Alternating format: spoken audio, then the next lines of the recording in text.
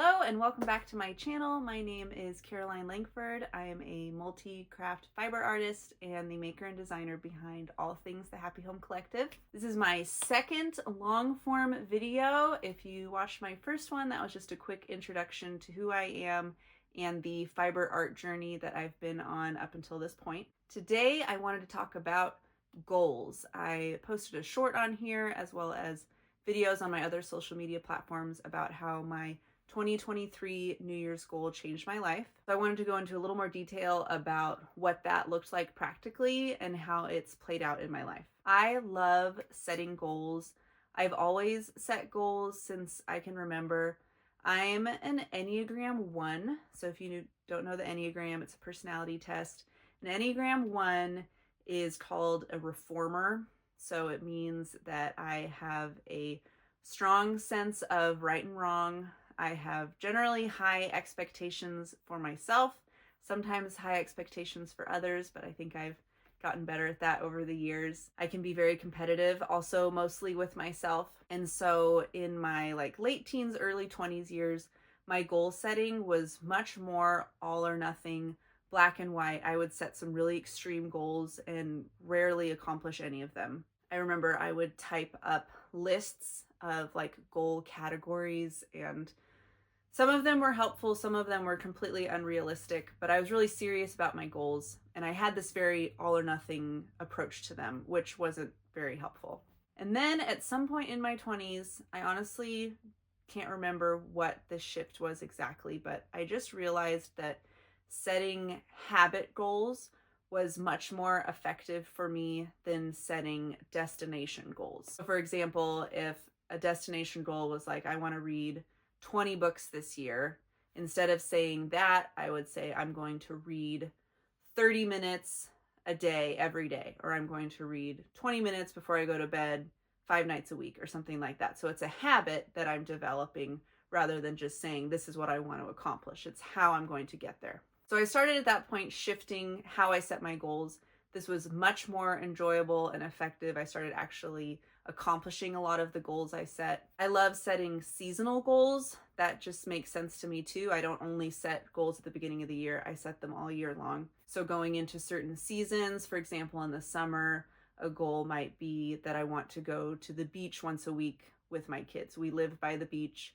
We don't go as much as we should. And so that's been a goal of mine over the past few years, is to go to the beach more regularly. In the fall, I find myself usually making cooking and baking goals. So one year I made a goal to learn how to make homemade pie crust. This was a few years ago. And it's just so simple, but honestly, being able to make a homemade pie crust has been so fun. And it feels like an accomplishment to be able to make a pie or a quiche with my homemade crust. So anyways, now fast forward to 2023, my third child was almost 1, and I was coming out of the hardest postpartum season ever. Just extremely exhausted and sleep deprived. I homeschool my older 2, and so just a lot. I was really tired, and I wanted to set a goal that just kind of made me feel more functional and productive again, because that's the Enneagram 1 in me, wanting to feel productive. So I set this goal that I would learn one new thing every month of 2023. I didn't plan out ahead of time what that one new thing would be every month. I had my first few in mind, and I knew that as I went, I would be able to think of the next things. So I remember for those first few months, I was very intentional about, okay, this is the one new thing I'm learning this month. So I think in January, I learned a new way to deep clean my oven. In February, I think I learned a new sheet pan dinner recipe. And in March, I learned how to naturally dye yarns with avocados, which is something I had been wanting to learn for a while.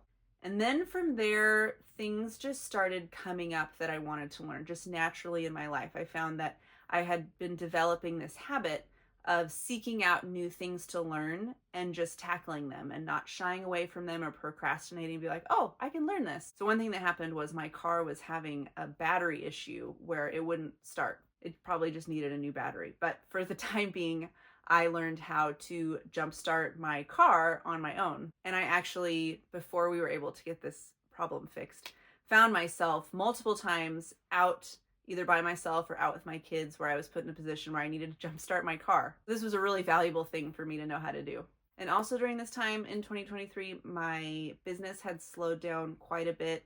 2022, 2023, the economy was shifting. I think a lot of artists probably felt this. And it had gone on long enough at that point that I was looking at ways that I could shift in my business, because I wasn't in a position to be able to keep giving a full-time commitment to my business with barely a part-time income. So I went on a little bit of a deep dive that year in basically how to make money or save money using the internet. I don't know if you ever scroll through Reels on Instagram and here on YouTube. That was a big boom that year, I feel, of people learning how to do digital marketing or side hustles on Etsy or whatever it was, learning other ways to make money on the internet. And I love learning new things. I have the time. And so I was like, why not? I'll just look around and try some things out. I think one of the first things I did was I bought a digital marketing course, that $7 course, if you've ever heard of it. And I pretty quickly learned that wasn't something that I wanted to pursue as like my new thing. But it was really helpful information. I learned a lot from it in terms of digital marketing, having an online business, using affiliate marketing better. I bought a small course on how to earn money on Amazon, making video reviews. Maybe you've seen something about this as well on social media, but there's a way where you can be an Amazon influencer and basically make reviews of things that you have in your home that are sold on Amazon and make money that way. So I worked on that for a few months. Another thing I had looked into was how to leverage credit card points for travel, which was something that I knew a little bit about, but not the deep knowledge that I learned from following someone on Instagram and then buying her course. If you haven't figured it out, I love buying courses. I also at that point started exploring the idea of creating my own art tutorials. So this whole kind of second half of 2023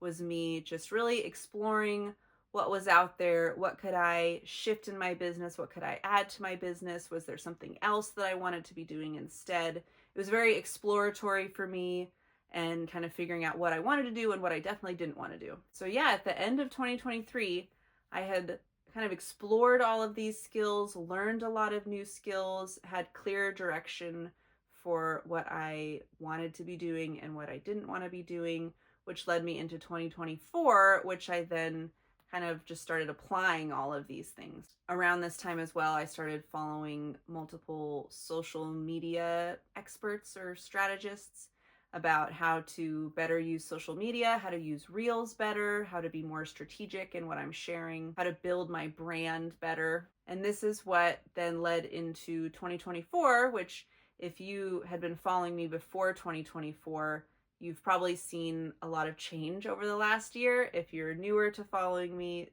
you wouldn't have seen this, but going into 2024, I'll just say on Instagram, I had about 22,000 followers. I really wasn't posting Reels that consistently at all, and if I did, I was putting very little effort into them. And then in early 2024, I really shifted my strategy on social media, trying to apply all of these things that I learned and just not letting fear or insecurity get in the way, but just kind of throw it out there, put myself out there, and try not to worry about it. And it worked. So I started posting Reels consistently. My account started to grow. I had my first really viral reel, which brought in a lot of new followers. I've had a lot of viral reels since then. I also started creating and selling my first tutorials, which was a huge learning curve, learning how to write crochet patterns, working with my tech editor, working with a team of testers, putting together the written part of my tutorials, creating video tutorials, editing videos. There's so much that I had to learn to be able to make my tutorials as they are. And then also continuing to create my designs. There's a lot of art techniques that I've learned in the last year or two to be able to make what I want to make, and just having that mindset that I can learn pretty much anything. Most things out there we can learn, between courses that you can buy, free tutorials on YouTube, in-person classes. There's very little holding us back these days from being able to learn what we want to learn.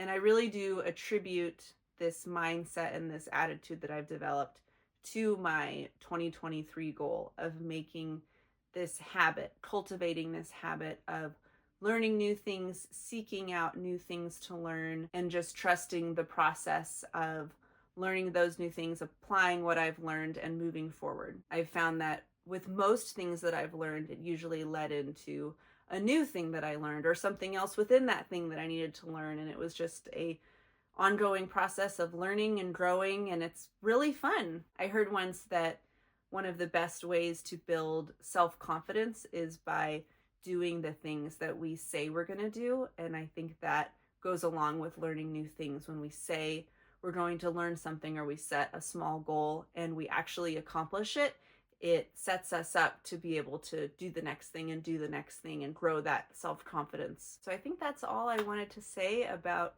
goals and goal setting moving into the new year.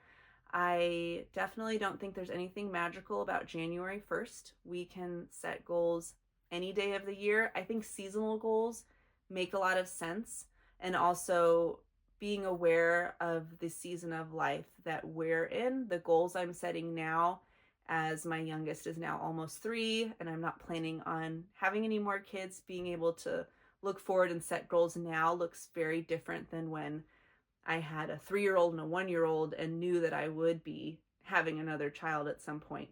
Just knowing what season you're in. Maybe you're busy with your kids, maybe you're moving, maybe you're trying to grow a business, maybe you're trying to end a business and start a different one, or quit your job or start a new job, or whatever season you're in. I think it's important to set goals that are reasonable within that season of life, and also not comparing to others. The saying, comparison is the thief of joy.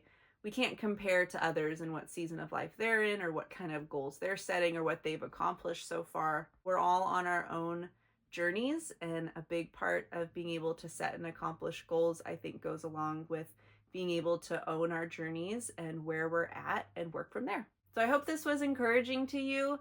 I think goals are wonderful. Even setting and accomplishing a very small goal can be effective and fruitful in our lives. I would love to hear what kind of goals you're thinking about setting for the year, or if you want to try my learn one new thing every month goal. You can start small with simple things, or even things that you were planning on learning anyways. Just put that on the list and check it off because you did it. Thanks for watching, and I'll see you next time.